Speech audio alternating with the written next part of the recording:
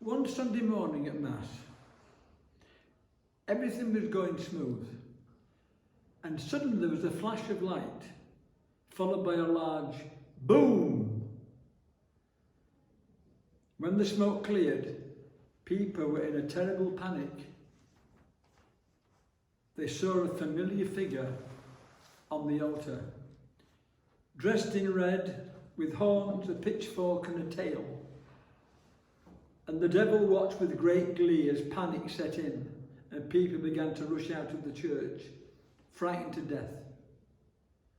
All except one man who sat casually in his seat. And the devil was angry and shouted, "Do you not know who I am?" And the man replied, "Sure, I know who you are." And the devil was puzzled and said, "Do you not fear me?" And the man said, "Nope, I do not fear you." And the devil asked, "Why not?" And the man said, "Why should I? I've been married to your sister for 35 years. Some people in life have it tougher than others, don't they?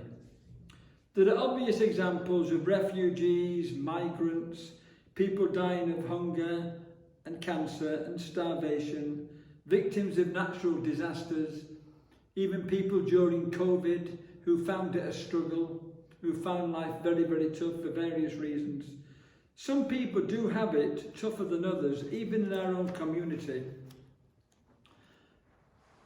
And wherever there is a problem like that, we try to help and make a difference. Our faith demands that we do that.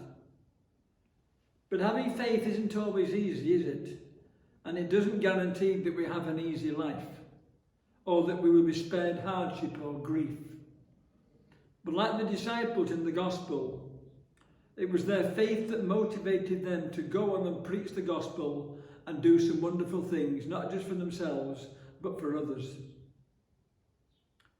And to do that wasn't easy because it called for sacrifice, self-control, self-discipline and self-denial. And the same is true for all of us. And that's not always an easy way to live. It's the opposite of what many people subscribe to in our world and in our society, where the mantra of everyone is doing it is plain for all to see.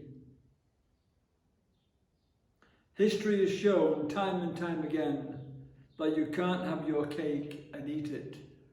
Or as the Americans say, there's no such thing as a free lunch.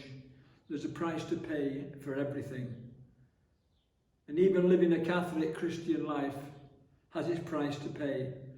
But as St. Francis reminds us, it's a life that's well worth living, because at the end there is good news. St. Francis tells us, "Lord, make me an instrument of your peace. Where there is hatred, let me sow your love. Where there is injury, let me bring pardon. Where there is despair, let me bring faith. Where there is doubt, let me bring faith. And where there is despair, let me bring hope. Where there is darkness, let me bring light. Where there is sadness, let me bring joy. For it is in giving that we receive, in self-forgetfulness that we find our true selves, in forgiving that we are forgiven, and in dying that we are born to eternal life."